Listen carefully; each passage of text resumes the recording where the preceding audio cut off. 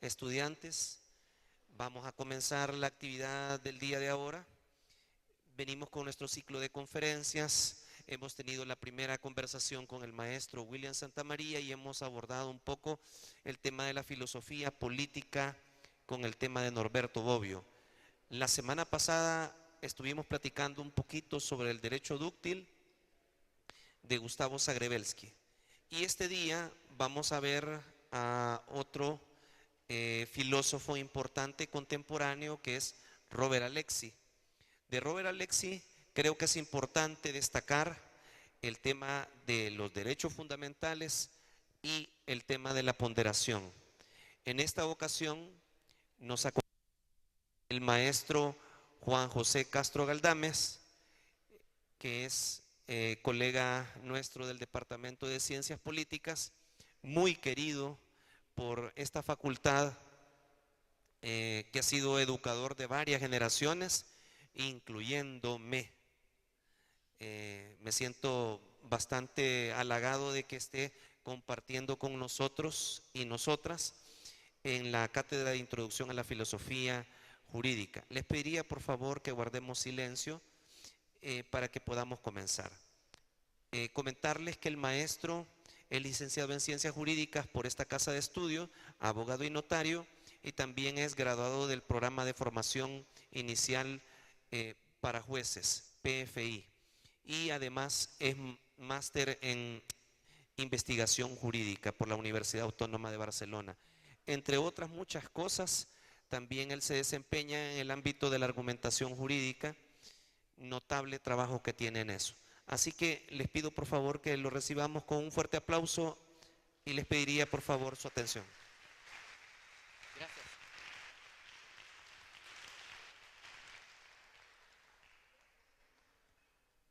Muchas gracias. Hola a todos, siento que nos acabamos de ver el sábado y ya estamos aquí nuevamente.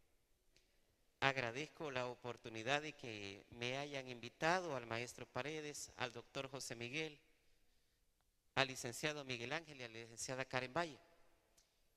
Vamos a tener hoy la oportunidad distinta a lo que tradicionalmente hablamos, de conversar acerca de uno de los más juristas de la actualidad. Y ese jurista se llama Robert Alexy. Robert Alexy es una de las personas más influyentes en el derecho en nuestro tiempo. Y mucho de lo que ustedes van a aprender a lo largo de sus carreras está influenciado por las ideas de él. Empiezo desde este punto de vista. Miren, les voy a explicar como un contexto de dónde surge Robert Alexy. Recuerdan que hemos tenido la oportunidad de conversar que existen diferentes versiones del derecho. Hemos hablado, por ejemplo, del justnaturalismo, del positivismo, del realismo jurídico, de la escuela histórica del derecho, de la concepción marxista del derecho, de tantas visiones que existen, y una de ellas es el neoconstitucionalismo. El neoconstitucionalismo es una visión del derecho que surgió con posterioridad a la Segunda Guerra Mundial en Europa. Empezó a crecer en Europa después de la Segunda Guerra Mundial y luego se trasladó a los países de Latinoamérica. De hecho, su visión nosotros la empezamos a conocer allá por 1990. En la década de los 90, nosotros empezamos a conocer esta corriente. ¿Y esto por qué? Porque esencialmente sostiene que la Constitución es una norma jurídica aplicable directamente y que los derechos contenidos en ella son de aplicación por los jueces. Y es que fíjense que antes de los acuerdos de paz se creía en El Salvador que la Constitución era un documento político y que no tenía valor normativo.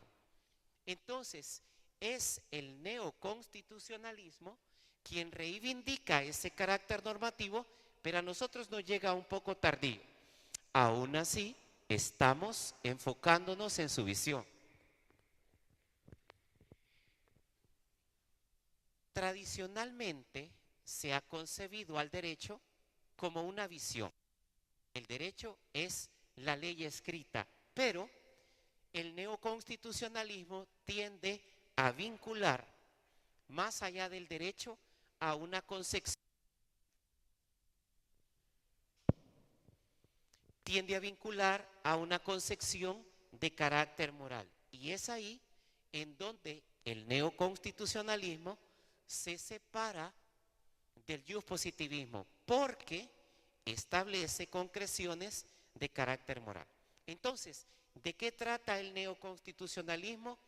De reivindicar a la Constitución como norma jurídica directamente invocable, de establecer que la Constitución es de aplicación directa en los tribunales y de verla esencialmente como norma y no como un documento político.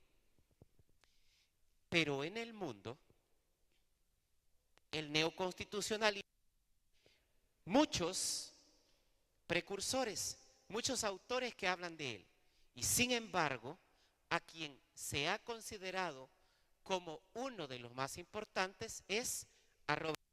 Y aquí lo vamos a conocer. Este señor que está acá en esta imagen, esta persona es Robert Alexy. Todavía es una persona viva, gracias a Dios, porque eso nos permite conocer de primera mano su pensamiento. Miren, Robert Alexy es grandioso, es grandioso. Usted no puede estudiar derecho sin conocerlo y verán sus ideas. Nació en la ciudad de Oldenburg, en Alemania, el 9 de septiembre de 1945. Hizo sus estudios como derecho, se graduó como doctor, ha sido premiado por innumerables universidades, es catedrático vitalicio de la Universidad de Kiel y se retiró como docente en el año 2013. Es profesor de filosofía del derecho y también es reconocido como uno de los juristas más grandes del derecho a través de toda su historia. Tiene 3 grandes obras que están representadas ahí. Y cada una de esas obras concatena su pensamiento jurídico en un círculo. El primero de esas obras es la teoría de la argumentación jurídica. La elaboró en el año de 1978. Luego elaboró un texto fenomenal llamado La teoría de los derechos fundamentales en el año de 1986. Y su última obra es El concepto y la validez del derecho en el año 1992. Entonces, con esta ponencia pretendo lo esencial de su obra, diferenciarlo de otros, como por ejemplo Radbruch, Ronald Gustav Lewinsky, diferenciarlo de Hart con sus pensamientos. A veces me tengo que más bien concretizar a que somos estudiantes en primer año, porque los estoy viendo como estudiantes de 5º año en filosofía del derecho por el contenido que tengo que desarrollar. Si me abstraigo un poquito, llámenme a la tierra, ¿vale? Veamos. Las ideas, la reflexión jurídica filosófica de Robert Alexy se puede sintetizar en 3 puntos. Se puede sintetizar en 3 puntos. ¿Cuáles son esos 3 puntos? El primero, el derecho como un discurso práctico racional. El derecho como un discurso práctico racional. El segundo, el no positivismo y la doble naturaleza del derecho. El tercero, los principios y la ponderación. Todos ustedes tendrán esta diapositiva. Se las vamos a dar más pequeño, donde explico en detalle esto. Las grandes ideas de Robert Alexy están resumidas en esos tres grandes puntos. Como discurso racional está en la teoría de la argumentación jurídica. En la teoría de la argumentación jurídica, el no positivismo y la doble naturaleza del derecho está plasmada en el libro Concepto y Validez del Derecho, que ya les dije, de 1992. Y los principios y la ponderación están planteadas en el libro Teoría de los Derechos Fundamentales. Sepan que este último es lectura obligada para todos aquellos que aspiran a ser jueces. Todos aquellos que alguna vez aspiraron a ocupar una judicatura, estamos obligados a la lectura de este texto. Voy por partes explicándoles cada uno de ellos. Hablemos primero del derecho como discurso racional. Muy bien. El derecho como discurso racional está referido a la argumentación jurídica. Está referido a la argumentación jurídica. Cuando nosotros estamos en un discurso de carácter racional, ¿se han fijado que en ocasiones nos da la idea de discutir si algo es justo o no es justo, como mis amigas que están platicando de hace rato? ¿Cuándo es un tema justo?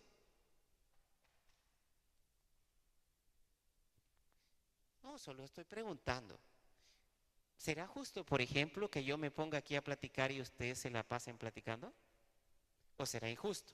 Bien, el tema es un discurso práctico, pero nosotros estamos discutiendo a partir del desconocimiento del derecho. Bueno, esto plantea que los jueces también deben de entrar en un discurso práctico.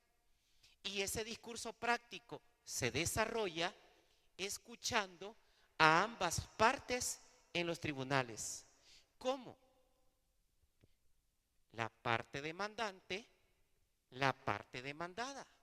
La parte demandante expone sus ideas del por qué el demandante tiene la razón y se justifica en la ley, en los precedentes jurisprudenciales, en la dogmática jurídica y en otras fuentes del derecho.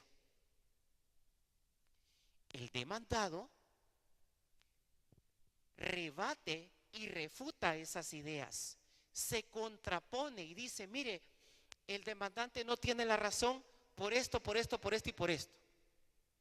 Nuevamente el juez le concede la palabra al demandante para que haga réplica y nuevamente el juez le concede la palabra al demandado para que también replique. ¿Qué es lo que están viendo?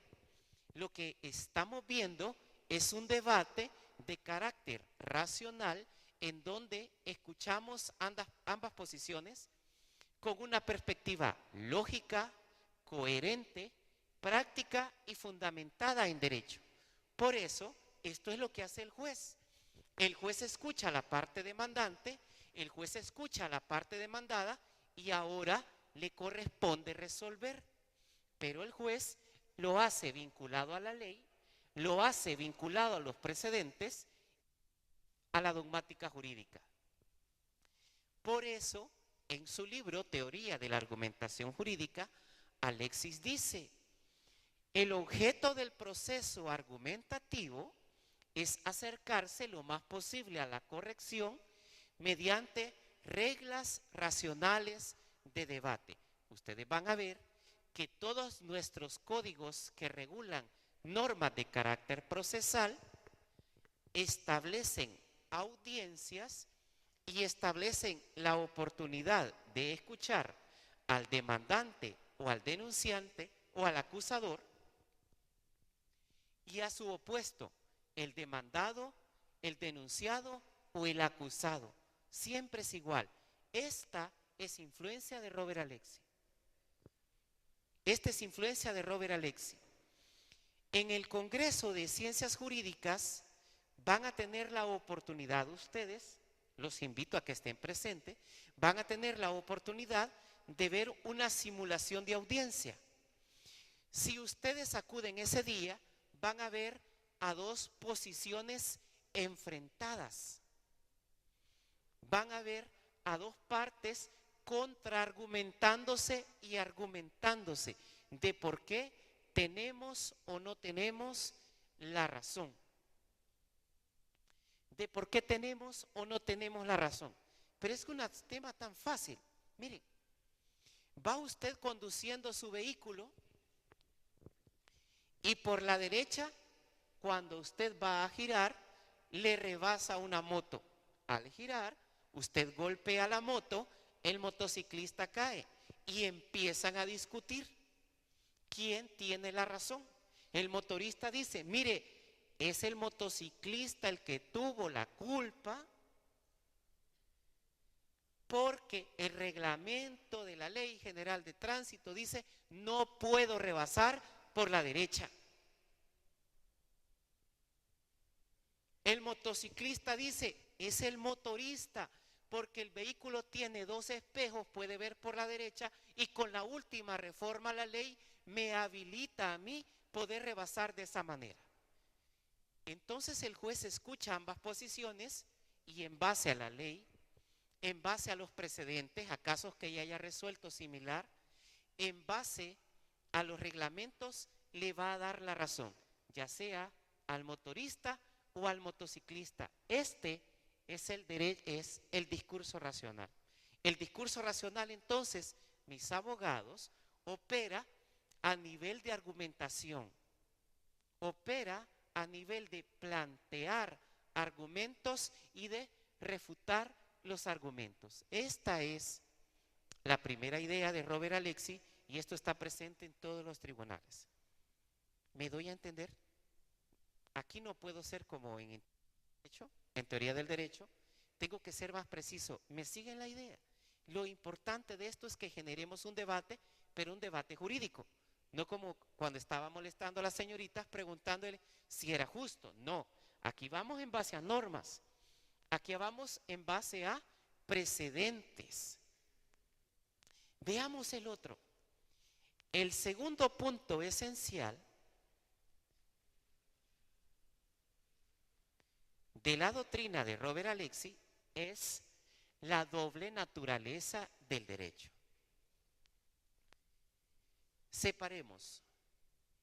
Robert Alexi no es jus positivista.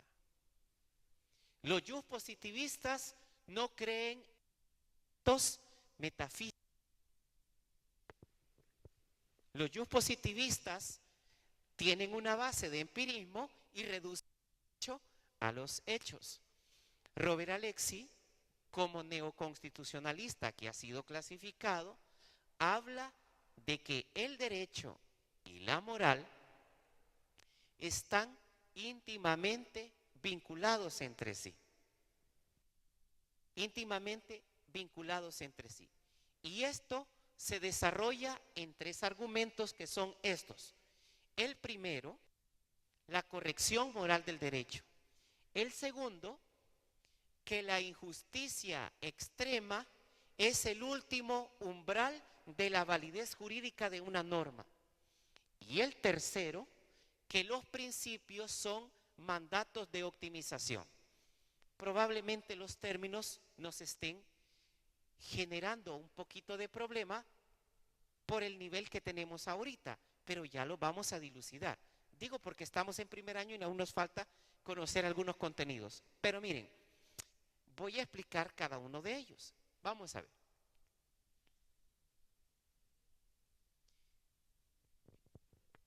El primero, el derecho tiene dos naturalezas. Dos naturalezas, vale decir, dos dimensiones. Tiene una dimensión real o fáctica. La dimensión real o fáctica está referida a una característica que ustedes conocen como validez. Validez. La norma jurídica válida es aquella que ha sido creada por el Estado, que sigue el procedimiento de formación normativamente establecido, que ha sido publicada en el Diario Oficial y que después de su periodo en que es dada a conocer, ha entrado en vigencia. La dimensión real o fáctica del derecho se refiere a la creación del derecho por parte del aparataje estatal y, por supuesto, a su coercibilidad, a sus medios coactivos. Hasta aquí no hay problema. ¿Por qué? Porque la dimensión real nos apunta a dar jurídica. Todas las personas nos sentimos con seguridad jurídica porque leemos la ley.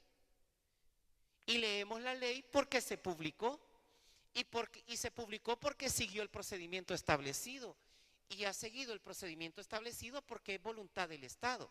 Eso es una norma válida. Esa es la primera dimensión. Pero en su segunda dimensión, que se llama dimensión ideal o crítica, Robert Alexy separa su concepción de derecho del positivismo. Dice, el derecho debe aspirar a ser justo. El derecho debe aspirar a ser justo. Interesante. La pretensión del derecho es ser justo. Robert Alexy no dice el derecho es justo. No, nunca lo dijo. Lo que él dice es el derecho pretende ser justo. Y esa es la doble vertiente. La doble vertiente. Si la dimensión real o fáctica aspira a la seguridad jurídica, la dimensión ideal o crítica aspira a la justicia. A la justicia. Por eso tienen esta parte que dice el derecho tiene siempre la pretensión de ser moralmente correcto. Robert Alexy dice, cuando el Estado crea la norma, cuando el legislador piensa en establecer un determinado comportamiento, el legislador aspira a ese comportamiento como justo. Cuando creó esa ley para proteger a las mujeres de la violencia de los hombres, el legislador reconoce el machismo y reconoce la violencia feminicida de nosotros los hombres hacia las mujeres, que es parte de nuestra realidad. Bromeo con ustedes y les digo, ¿qué regalamos a los niños? En Navidad, carritos, pelotas, pistolas. Bueno, últimamente están pidiendo PlayStation. Y a las niñas, cocinitas, planchas, muñecos que se orinan. Eso regalamos. Estamos perpetuando un sistema de roles. ¿Por qué le damos al niño un carrito? Para que el niño ande un carro. ¿Por qué a la niña una muñeca? Para que se prepare para su futuro rol de madre. Y ambos son constructos sociales. Y nos vamos con la creencia de que los hombres somos más que las mujeres y que las mujeres tienen que obedecer. Y todos somos perpetuadores de ese rol. Porque las señoritas van a un baby shower y preguntan, ¿y qué va a tener? ¿Un niño o una niña? Una niña. De entrada descartan regalarle, por ejemplo, mamelucos de color rosado. Ahí van buscando celestes y verdes. Y si es al revés, rosaditos, amarillitos o moraditos para la niña. Y me van a decir que no es cierto.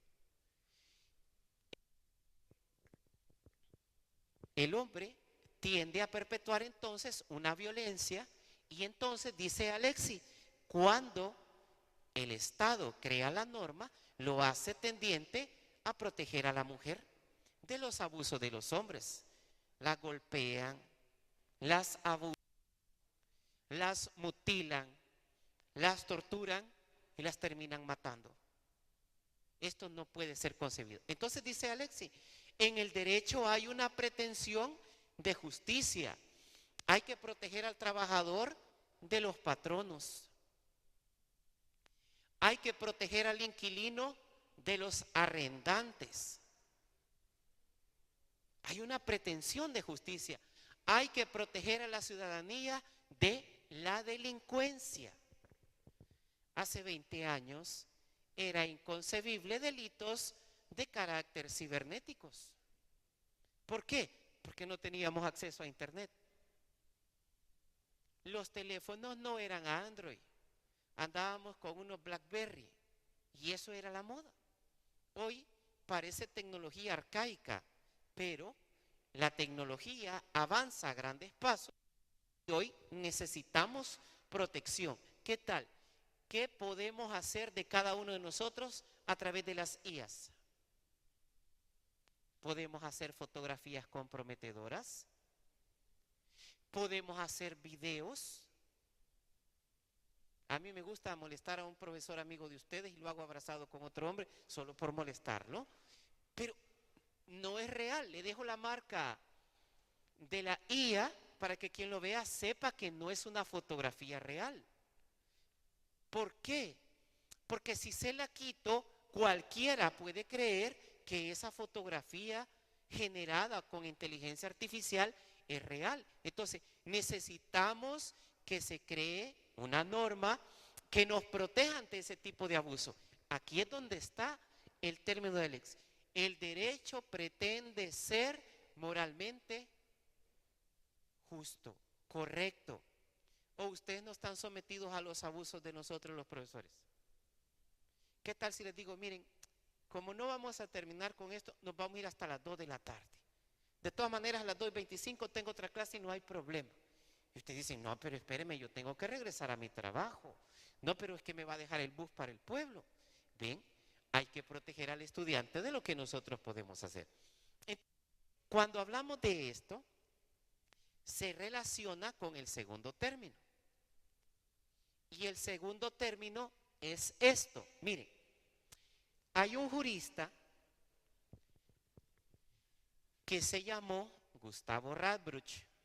Radbruch también es alemán. Radbruch vivió en carne propia la Segunda Guerra Mundial.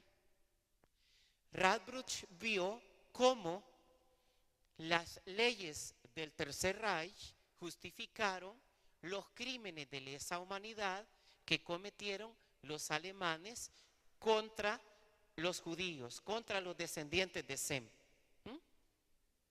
Él vio que bajo el pretexto de preservar la pureza de la raza aria, hicieron guetos o campos de concentración en donde los judíos fueron exterminados. Si bien jurídicamente era válido, a Radbruch le generó repulsión. Entonces, Radbruch generó una fórmula. Y esa fórmula dice que hay que seguir el derecho positivo, salvo cuando el derecho positivo sea injusto y que en ese caso no debe ser obedecido. Pero no planteó metodología. Robert Alexis asume la idea de Gustavo y la mejora, porque le va a incluir una metodología. Entonces, la metodología que plantea es esta. Y dice, el derecho positivo tiene primacía en casos normales. Tiene primacía en casos normales. El derecho positivo. ¿Cuál es el derecho positivo? La norma válida. La norma válida es la que tiene superioridad en casos normales. Me salió enorme la factura de energía eléctrica. Voy a reclamar. ¿Cómo es posible que yo, que solo paso en la universidad, me salga tanto de energía? Y el empleado de la empresa me dice, mire, tal vez haya un error, pero pague y después vamos a corregir. Voy a Defensoría del Consumidor y me dicen lo mismo. Dice Alexi, aunque la norma sea injusta, tiene prevalencia la validez. Cumpla y pague. Y Alexi dice, para casos normales, primacía la norma válida. Pero cuando cruzamos y llegamos a un umbral de injusticia extrema, en ese caso va a prevalecer la justicia como límite moral. Cuando cruzamos el umbral, cuando, él no dice norma, él dice, cuando la regla es extremadamente injusta, entonces no la podemos obedecer. Cuando una regla es extremadamente injusta,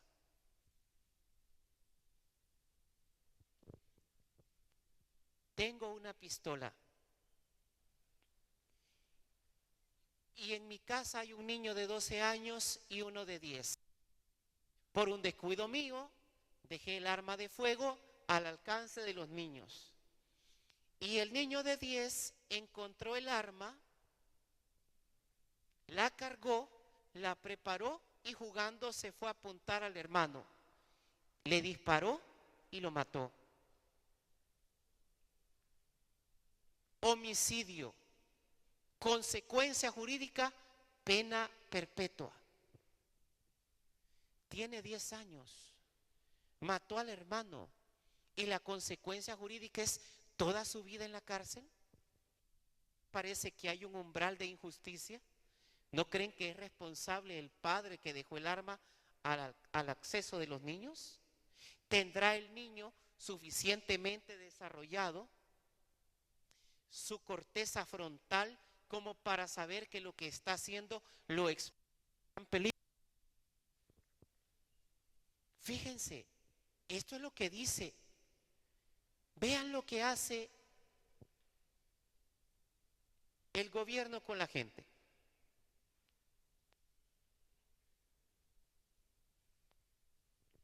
Ve a una persona, esa persona lleva una camisa de un equipo de fútbol de la Alianza, vaya.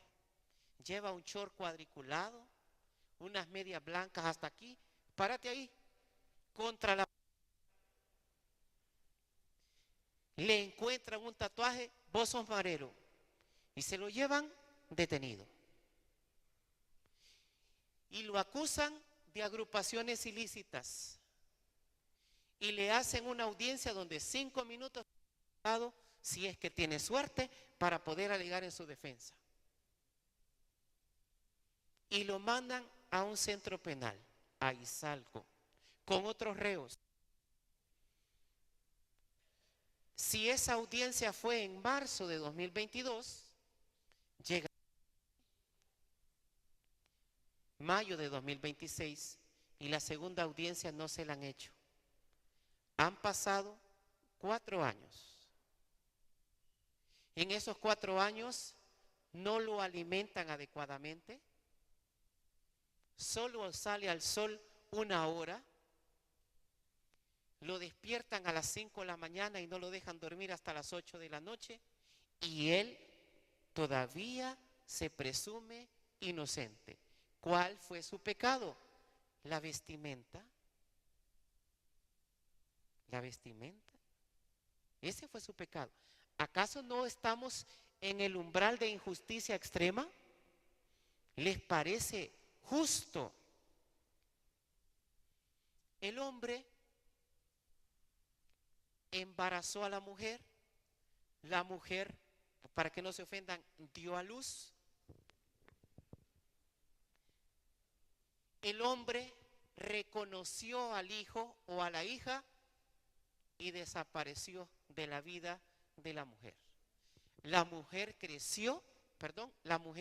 hizo crecer a su hijo todo el tiempo llevó el estigma que ustedes le ponen de mamá luchona, porque así le llaman a las pobres mujeres, debería decir madres abnegadas. Y cuando llegó a los 18, 19 años, vuelve a aparecer, mira, yo soy tu papá, no he estado en tu vida porque tu mamá me alejó. Y empieza el hombre queriéndose acercar.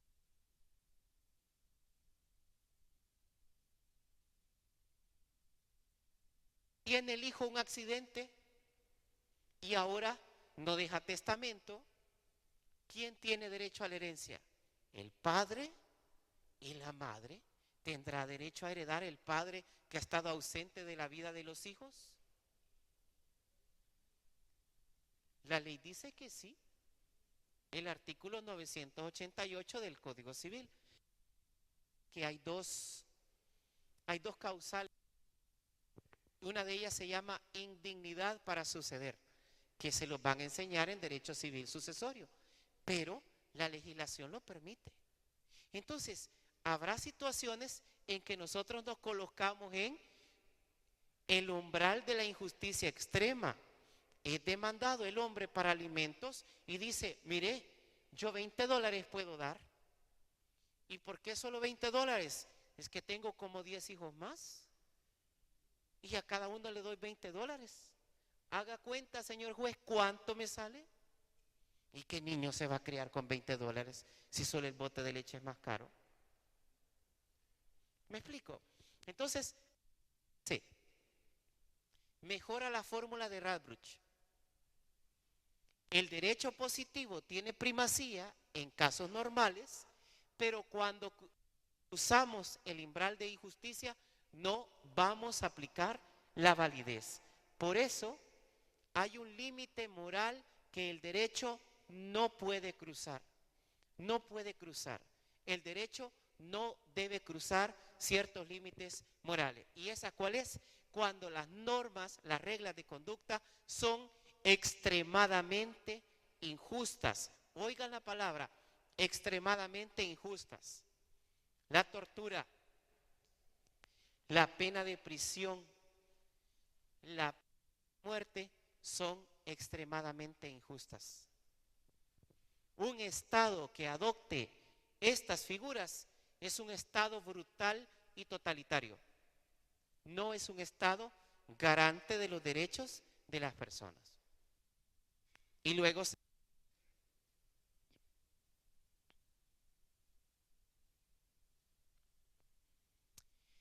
Robert Alexi tiene como tercer punto a los principios como mandatos de optimización. A los principios como mandatos de optimización. Dice Robert Alexi, mire, todos los autores previos han hablado de reglas. Robert Alexi no habla de reglas, habla de principios y los define como mandatos de optimización. Él a los derechos fundamentales los llama principios. Presten atención a eso. Él concibe la vida, la libertad, la propiedad, la posesión, el trabajo, la libertad de expresión, la libertad de culto, la igualdad, la libre contratación, los concibe no como derechos, sino como principios. Y dice que los principios pueden ser satisfechos en grados, que los principios pueden ser satisfechos gradualmente. Vean qué importante. Así son concebidos por el Tribunal Constitucional salvadoreño muchos de nuestros derechos. Dice que los principios pueden ser cumplidos en grados dependiendo de las posibilidades reales y jurídicas existentes. Me detengo y me adelanto solo con el propósito de explicar un poco más esto. Miren, vinculado con los principios tengo que explicarles esta diferencia. En clases, todos ustedes nos escuchan hablar de normas, normas, normas, normas, reglas de conducta obligatoria. Reglas de conducta que nos dicen qué hacer, qué debemos hacer, qué podemos hacer y qué tenemos prohibido. Esas son las reglas. Y la regla es bien fácil. Si se da el supuesto, se da la consecuencia. Si mato a otra persona, me espera cárcel toda la vida. Esa es la regla. La regla solo aplica la subsunción. Si robo, 25 años de prisión. Si mato, pena perpetua. Si contraigo matrimonio, tengo una unión de por vida. Una regla. Nosotros hemos conocido en clases por regla a las normas. Pero Robert Alexi dice, no deben ser tratados como regla, deben ser tratadas como principios. Y los principios no se subsumen. Dice Robert Alexi, los principios se ponderan. Dice, cada principio tiene un peso y cuando esos entran en, debo satisfacerlos a ambos en grados. La regla no. La regla dice, si una regla de mayor jerarquía choca con otro de menor jerarquía, pues prevalece la de mayor jerarquía. Ejemplo, ¿quién prevalece? ¿El artículo 1 de la Constitución o el artículo 72 del Código Civil? ¿Ven? Regla. Robert Alexi ingresa en este momento 5 policías. Me preguntan aquí delante de todos, ¿y usted Juan José Castro? Sí, señor, yo soy. Lo venimos a detener. Y delante de todos. Y para que se enteren, lo llevamos preso por agrupaciones ilícitas. Y delante de todos ustedes. Y ustedes se quedan pensando, y él nos estaba dando la conferencia. Delincuente, el señor este. Imagínense así. ¿Verdad que en la televisión aparecen un montón de personas y dicen, atrapan homicidas, violadores, agresores sexuales, ladrones? Y las personas abajo poniendo un montón de insultos y... ¿Sí o no? ¿Qué están haciendo? Le están dando valor a la regla de la libertad de información y están poniendo nula la regla de la presunción de inocencia. Pues que si me llevan detenido y me presentan en la televisión, me deben de poner presunto delincuente. Sí va a salir mi rostro, pero va a decir presunto. No, pero allá abajo me ponen en la televisión homicida, violador, ladrón, estafador, casi. Entonces Alexi dice, hay que satisfacer ambos principios, por eso no lo ve como derecho. Si me pone la viñeta de presunto homicida, de presunto ladrón, de presunto secuestrador, de presunto estafador, están satisfaciendo por un lado la libertad de información y están satisfaciendo por otro lado la presunción de inocencia. Ese es el método de liberación. Esto es lo que dice Robert Alexi. Vean. Dice Alexi, cuando dos principios colisionan, el choque desplaza a uno en ese caso, pero sin expulsar el principio derrotado del ordenamiento jurídico. Pues los principios tienen una dimensión de peso que carecen las reglas. Por eso, Alexi desarrolla una fórmula del peso y a esa fórmula del peso se le conoce como ponderación. Abogados, hay una figura en derecho que se llama medidas limitativas, medidas cautelares, pero el término limitativas. En todas las áreas del derecho hay medidas que limitan derechos fundamentales. En todas las áreas del derecho se debe usar la ponderación. ¿Sí? ¿Quieren saber qué medidas limitativas hay? El registro o cacheo personal nunca los ha registrado la policía. Lo ponen a uno contra la pared, levanta las manos y uno así. Y lo primero que le hacen es que le pegan a uno en el ojo del pie para que uno se abra más. Lo hacen y empiezan a registrarlo todo. ¿Y por qué me está tocando ahí? Vos deja que quiero ver que no andes nada ilícito. Ustedes imagínense en dónde están tocando. ¿Ya? Imagínense un hombre, un policía tocando a una mujer. ¿Me explico? Hay partes que nosotros no nos gusta que nadie nos toque. No, es que estoy buscando que no andes nada ilícito. ¿Ya? Es una medida limitativa. El embargo en materia civil, la detención provisional, las intervenciones corporales, el allanamiento de morada. ¿A qué horas cree que llega la policía a la casa? A la hora cuando estamos más dormidos. ¿Y qué hora es eso? De la medianoche hasta las 3 de la madrugada. Ahí están botándonos la puerta. ¿Y cómo está uno en la casa con estos calores vestidos?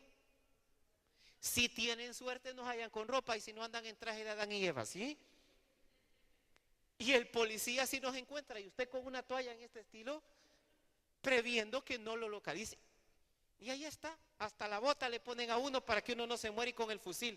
Espere, déjeme ponerme algo por lo menos. Todas las medidas que el Estado tome tienen que cumplir el juicio de ponderación. Y es aquí en donde Robert Alexy desarrolla la ponderación de este modo. Miren, la ponderación tiene 3 principios. Esos principios son la necesidad, la idoneidad y la proporcionalidad en sentido estricto. En sentido estricto. La necesidad, la idoneidad y la proporcionalidad. La medida que pretende satisfacer ambos principios debe ser necesaria. Debe ser necesaria. Explico. Una mujer dice que ese hombre que está allí es el padre de su hijo. El hombre que está aquí, al ser preguntado por el juez, dice: no sé, se metió conmigo y con otros, no sé si soy el papá. Y entonces ordenan una medida para satisfacer ambos principios. ¿Cuál? El realizarle una prueba de ADN.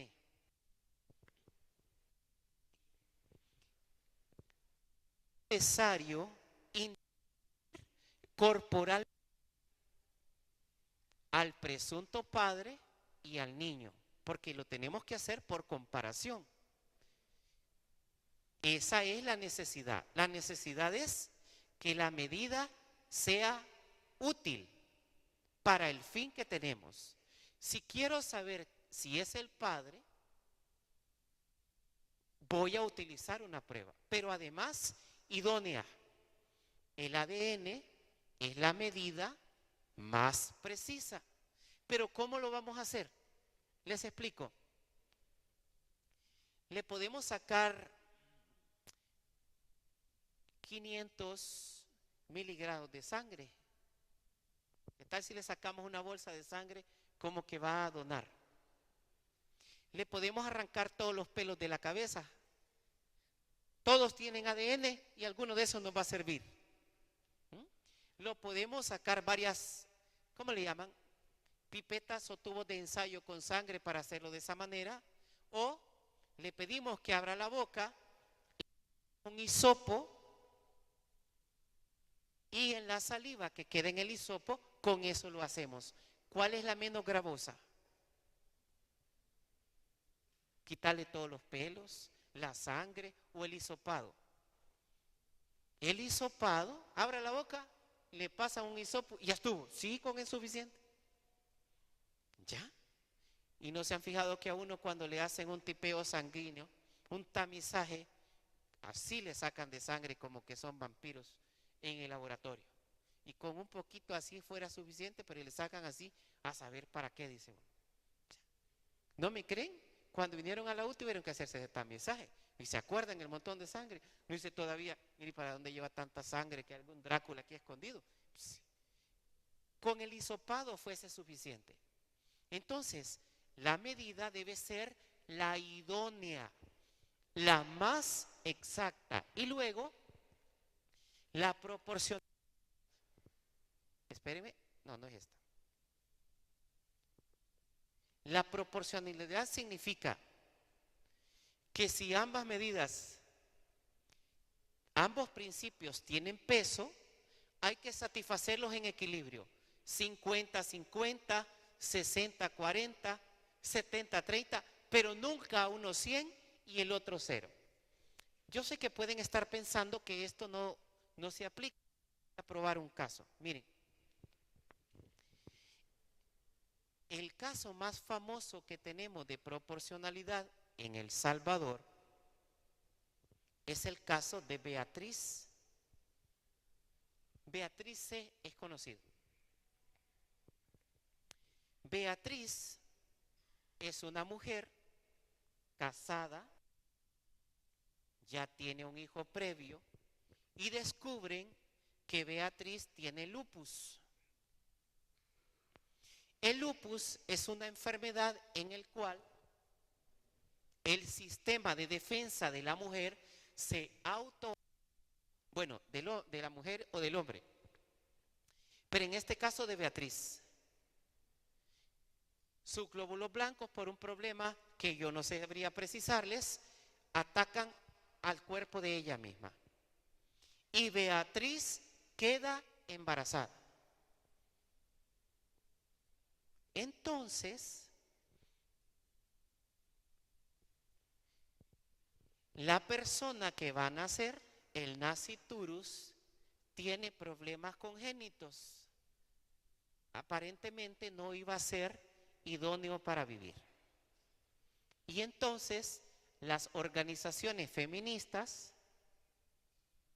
le dicen a Beatriz, vamos a aprovechar y vamos a ir a la sala de lo constitucional a pedirle que reconozca el derecho de Beatriz a abortar. ¿Qué se están enfrentando? Por un lado, la salud y la vida de Beatriz frente al derecho del nasciturus. Y eso es real.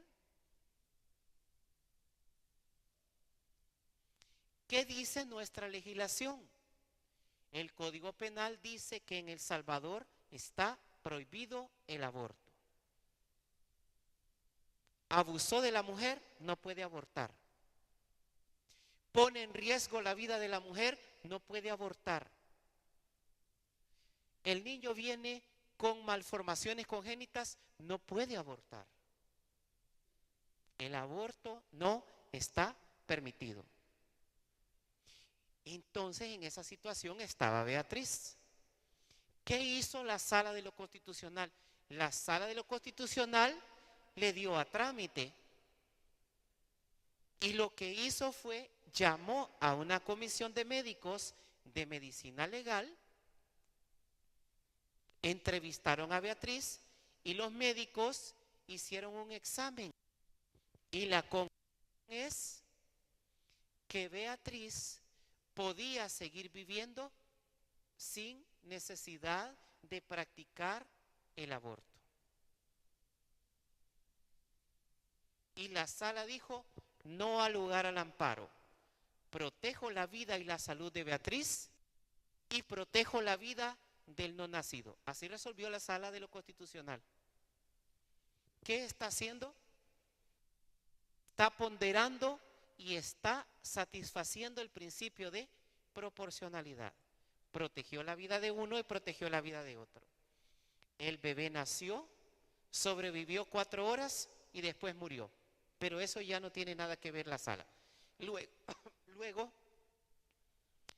estas organizaciones se han ido a derechos humanos y ahí le he perdido la pista. Como 2 meses creo que estaban viendo el caso en la comisión, pero no sé qué resolvieron. Pero sí les puedo decir cómo se hace la proporcionalidad. En Estados Unidos hay un caso muy famoso.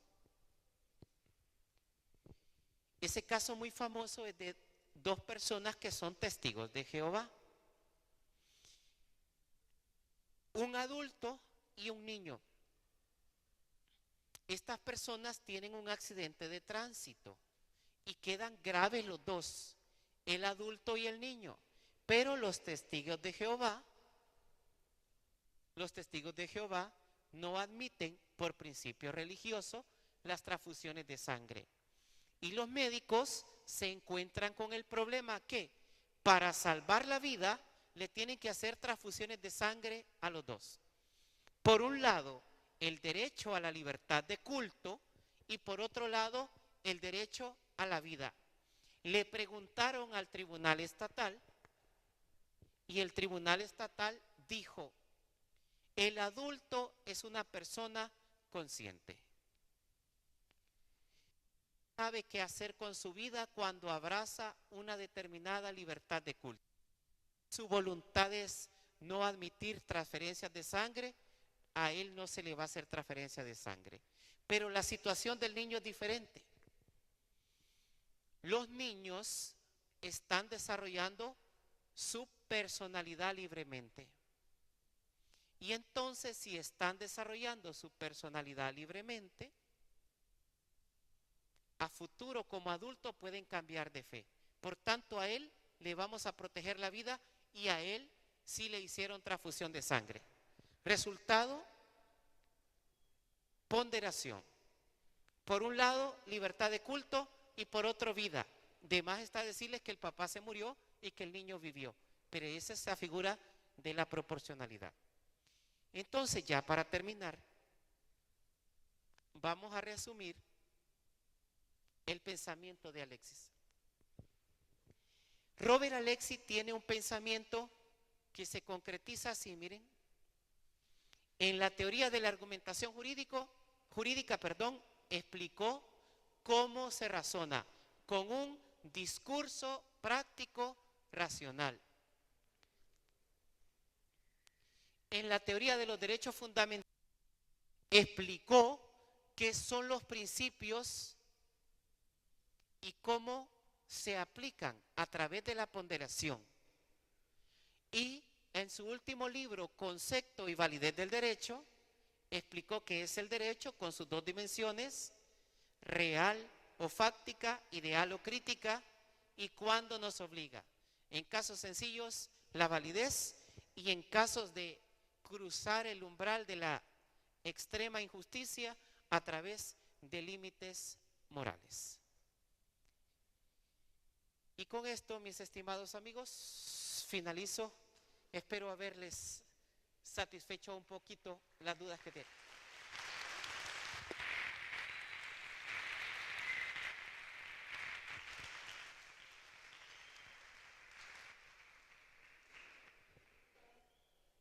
Vamos a tener preguntas y respuestas, dice el maestro. Yo no sé si este está, yo creo que está apagado. No está apagado. José Miguel, si le enciende al maestro. Si tienen preguntas, por favor.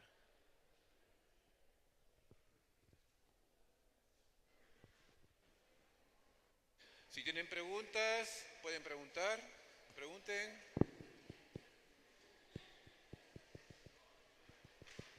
No, sí. ¿Pregunta? Bueno. Fátima tiene preguntas. Okay. Lo bueno es que sé quién es. Solo en la parte de la ponderación, si me puede volver a explicar lo de la necesidad, es que me confundo con lo de la idóneo. Los subprincipios, necesidad, idoneidad y proporcionalidad. Necesidad. La medida debe ser la más útil para satisfacer ambos principios. La idoneidad, la medida debe ser la precisa. Y la proporcionalidad debe tratar de equilibrar en grados el respeto a ambos principios. Mitad de una parte, mitad del otro principio. ¿De acuerdo? Tratar de ser lo más equitativo posible.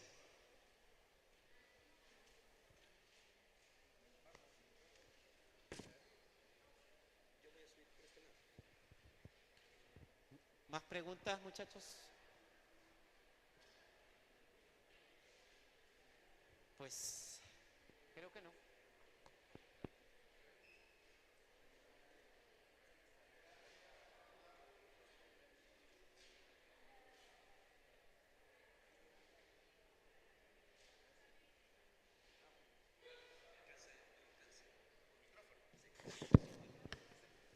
Bueno, un aplauso por favor para el maestro Juan José Castro y le vamos a entregar un diploma. ¿Juan José? Gracias, maestro. Gracias. Gracias.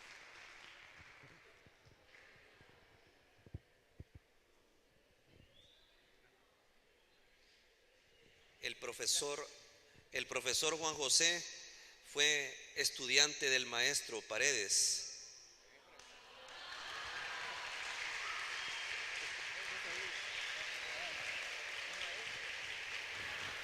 Le dio filosofía y el maestro Paredes también me dio filosofía. Me dio introducción al estudio del derecho.